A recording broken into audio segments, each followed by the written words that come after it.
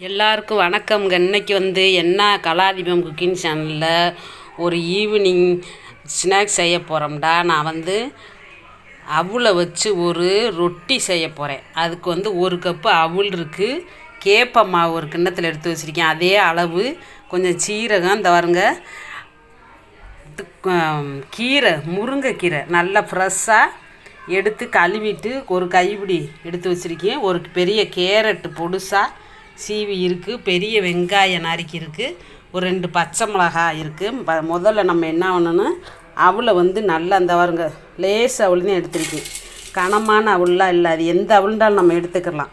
அவளை ஒரு 2-3 வாட்டி தண்ணி ஊற்றி நல்லா கழுவிட்டு அப்படியே ஒரு 5 நிமிஷம் ஊற வச்சிடணும். அவள் ஊறின பின்னால் தான் நம்ம அந்த 5 நிமிஷம் ஊறின பின்னால் அப்புறம் அந்த கேப்ப மாவு எல்லாத்தையும் போட்டு நல்லா பெனஞ்சு ரொட்டி மாதிரி நம்ம அடை மாதிரி சுட போகிறோமுங்க. இந்த அவருங்க எவ்வளோ அழுக்கு போகுதுண்டு, அந்த அவுளில் இருந்த கலர்லாம் மாறிடு. அவுள் நல்லா ஒரு 2 வாட்டி கழிஞ்சாதிலே அந்த தண்ணி அந்த அழுக்கெல்லாம் போயிடும், தூசியெல்லாம் இருக்கும்ல அதெல்லாம் அப்படியே அதே தண்ணியில் அப்படியே இருக்கட்டும். ஒரு 5 நிமிஷம் ஊறின பின்னால்தான் நம்ம இதெல்லாம் போட்டு நல்லா பெனஞ்சு ஒரு ரொட்டி மாதிரி சுட போகிறோமுங்க. பாருங்கள், 5 நிமிஷம் ஆச்சு. இந்த நல்லா அவள் சூப்பராக நல்லா மாவு மாதிரி ஊறிடுச்சு. நம்ம 5 நிமிஷம் ஊற வச்சோம்மா, அப்படியே தண்ணியை வடிகட்டிட்டு வச்சுருந்தோமா, நல்லா ஊறிடுச்சு. இதில் நம்ம எடுத்து வச்சுருக்க இந்த கேப்ப மாவையும் இதில் சேர்த்துக்கிறணும். கேப்ப மாவையும் சேர்த்துக்கிட்டு அப்புறம் நம்ம வெங்காயம் எடுத்து வச்சுருக்கோம்ல, இது முருங்கைக்கீரை ரொம்ப சத்தானதும் கூட, இனிப்புதுக சேர்க்காமல் இதுக்கு தேங்காய் சட்னி வச்சு சாப்பிட்டோம்னா சூப்பராக இருக்குமுங்க. சாயங்கால நேரம் காலையிலையுமே நம்ம இது ரொட்டியாகவும் சுட்டு சாப்பிடலாம். நம்ம எடுத்து வச்சுருக்க இந்த கேரட்டு துருவல், பச்சை மிளகா நான் ஒரு 2 பச்சை மிளகா அது எங்கள் பொடியை நறுக்கி அதில் போடுறேன், ஏன்டா உரப்பு வேணான்றதுக்காக. பச்சை மிளகா, ஒரு ஸ்பூனுக்கு சீரகம், 1 ஸ்பூன் ரொம்ப போடலை, இந்த 1 ஸ்பூன் சீரகம் போதும். தேவையான அளவு உப்பு போட்டு இந்த உப்பு கரெக்டாக வரும் போட்டு இதில் தண்ணி கொஞ்சம் கொஞ்சமாக ஊற்றி தனியாக எல்லாத்தையும் பிணைஞ்சிக்கிட்டு பத்தலைண்டாத்தேன் நம்ம அதில் தண்ணி ஊற்றி பிணையணும். ரொட்டி மாதிரி சுட போகிறோம்ல, அடை மாதிரி, அதனால இருந்தாலும் தண்ணி பத்தாது.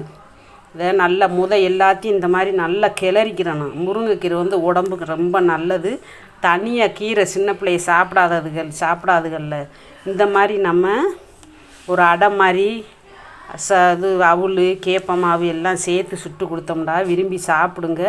தனித்தனியாக இந்த கேரட்டு இதெல்லாம் தனியாக சாப்பிட்றத விட இந்த மாதிரி ரொட்டி சுட்டு கொடுத்தோம்டா விரும்பி சாப்பிடுங்க குழந்தைங்க. நல்ல ஒரு அடை மாதிரி இது எல்லாத்தையும் ஒன்றா பிணைஞ்சிக்கிட்டு கொஞ்சம் கொஞ்சமாக தண்ணி தெளித்து பிணைஞ்சிக்கிட்டு அப்புறம் எப்படி ரொட்டி சுடுன்றது பாருங்க. அவள் கேப்ப மாவு உப்பு அந்த கீரை எல்லாம் போட்டு இந்த மாதிரி பிணைஞ்சிக்கிறணுங்க. தண்ணி கொஞ்சம் கொஞ்சமாக ஊற்றி பிணையணும். அந்த அவள் ஈரம் பத்தாது, எல்லாம் உப்பெல்லாம் சரியாக இருக்குது. இந்த மாதிரி நம்ம தண்ணியை தொட்டுக்கிட்டு இப்படி கையில் அள்ளி இப்படி உருண்டையாக உருட்டி அப்படியே நம்ம ரொட்டி மாதிரி சுட்டு இந்த தோசை சட்டி அடுப்பில் வச்சுருக்கேன் பாருங்கள். சட்டி காயட்டும். இதில் ஒரு உருண்டை எடுத்து ஒரு பிளாஸ்டிக் கவரில் லேசாக தண்ணி தடவிட்டு இந்த மாதிரி வச்சுருக்கேன். இதில் ஒரு உருண்டை இந்த மாதிரி எடுத்து நம்ம இப்படி ரொட்டி இந்த மாதிரி லைட்டாக தட்டிக்கிட்டு நல்லா எவ்வளோக்கு எவ்வளோ அகலமாக தட்ட முடியுமோ லேசாக அந்த மாதிரி தட்டிக்கிட்டு சட்டியில் நல்லா போட்டு எடுத்தோம்னா சூப்பராக அவள் கேப்ப மாவு ரொட்டி ரெடி ஆயிருங்க. இதுக்கு சின்ன பிள்ளையெல்லாம் சாப்பிடாம இதை சாப்பிட்லன்னா சட்னி, தேங்காய் சட்னி வச்சு சாப்பிட்டோம்னா சூப்பராக இருக்கும். இதில் நாட்டு சக்கரை போட்டு தனியாக கொஞ்சம் இனிப்பு ரொட்டி மாதிரியும் சுட்டு கொடுக்கலாம், விரும்பி சாப்பிடுவாங்க. கேப்ப மாவு நம்ம உடம்புக்கு நல்லது, முருங்கைக்கீரை அதை விட நல்லது. கேரட்டு இது தனியாக சுட்டோம்டா கேப்ப ரொட்டி கொஞ்சம் விறப்பாக இருக்கும். அவள் போட்டு சுடுறது சூப்பராக சாப்பிட்றதுக்கு நல்லா டேஸ்ட்டாக இருக்கும். சட்டி காஞ்சிருச்சு. இதில் நல்லா கொஞ்சம் எண்ணெயை தடவிக்கிட்டு நம்ம எடுத்து வச்சுருக்க அந்த கேப்ப ரொட்டியை நம்ம அதில் போட்டுற வேண்டியதாங்க. போட்டு அதில் எப்படி எடுக்கிறன்றதை பார்ப்போம். நம்ம தட்டி வச்சுருந்த ரொட்டி தோசை சட்டியில் போட்டிருக்கீங்க. இது பின்பக்கம் வெந்துருச்சு, இருந்தால் சூப்பராக வெந்திருக்கு பாருங்க.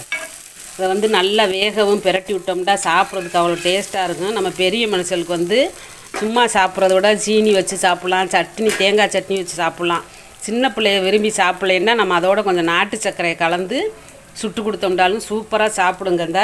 இன்னொரு ரொட்டி சுட்டு வச்சு தட்டி வச்சுருக்கேன் பாருங்கள். இதில் நம்ம துணியை இந்த மாதிரி நனைச்சிக்கிட்டு தட்டினாலும் விசுக்குன்னு வந்துடும். நான் இன்றைக்கி பேப்பரை கீழே போட்டு அதில் கொஞ்சம் தண்ணியை தடவிட்டு அப்படியே தட்டி வச்சுருக்கேன். எடுத்து போடுறதுக்கு ஈஸியாக இருக்குன்றதுக்காக பிள்ளைகளுக்கெல்லாம் அந்த மாதிரி சுட்டு கொடுத்தோம்னா நல்லா விரும்பி சாப்பிடுங்க.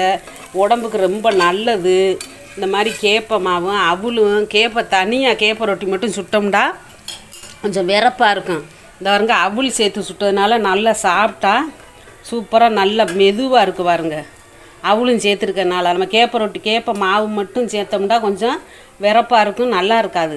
அது ஒரு டேஸ்ட்டாக இருக்குது. இது அவலோட செஞ்சதுனால நல்லா சாஃப்டாக இருக்குது. இந்த மாதிரி நீங்களும் அவல் கேப்பை மாவு வச்சு இந்த மாதிரி ரொட்டி சுட்டு சாப்பிட்டு பாருங்கள். எப்படி இருக்குன்றத கமெண்ட்ஸில் சொல்லுங்கள். எங்கள் வீடியோ ஸ்கிப் பண்ணாமல் பாருங்கள். லைக் பண்ணுங்கள், ஷேர் பண்ணுங்கள், சப்ஸ்கிரைப் பண்ணுங்கள். நன்றி, வணக்கம்.